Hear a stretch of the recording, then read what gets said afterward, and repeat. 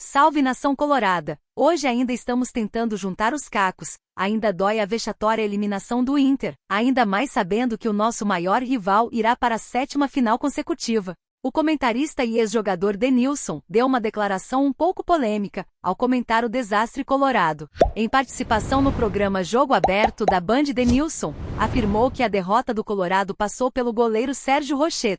O Internacional perdeu o jogo na arrogância do Rochet, quando ele pega o pênalti e vai em direção ao goleiro do Juventude. Perdeu ali na arrogância. O Robert Renan, vou ter que ensinar a fazer a cavadinha. Deu tempo do goleiro ir e voltar, opinou o ex-jogador. Agora é o seguinte, vexatória a eliminação. A verdade é essa. O time que tem o investimento que foi feito.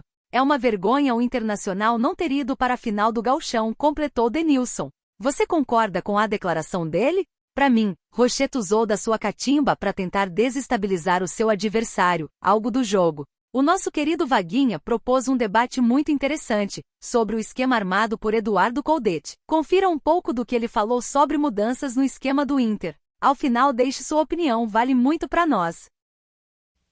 Mudanças urgentes no time. A primeira delas, aquele esquema com Alan Patrick de segundo atacante, ele foi sepultado e foi enterrado ontem com a eliminação no Beira-Rio. Não existe o Alan Patrick jogar de costas para zagueiro. Não existe. Ah, mas funcionou. Ano passado ele funcionou com esse esquema, deu certo. Alan Patrick jogou muita bola, era assim que ele vinha jogando. Esse ano, 10 vitórias consecutivas. Gente, o que nós ganhamos no ano passado? O que o Inter ganhou no ano passado? O Inter foi à semifinal da Libertadores e perdeu para o Fluminense. Parece que tem gente que não entende isso. O Inter perdeu, foi eliminado pelo Fluminense. E depois no Campeonato Brasileiro, mas o Inter teve uma arrancada na reta final. Que arrancada? O Inter não conquistou o objetivo pós-eliminação, que era uma vaga na Libertadores. Esse ano, ganhou de quem o Inter?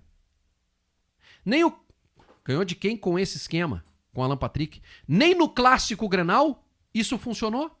Porque o Inter vira o jogo para cima do Grêmio quando tem 2 centroavantes. Quando passa a ter Ener Valencia e Alário, e depois Alário e Luca no Clássico Grenal.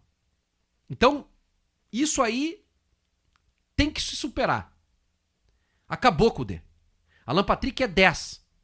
E ele vai jogar com Borré e Ener Valencia à frente dele. Ponto. Essa é a primeira modificação. A segunda é a entrada de um volante de imposição no setor de meio de campo.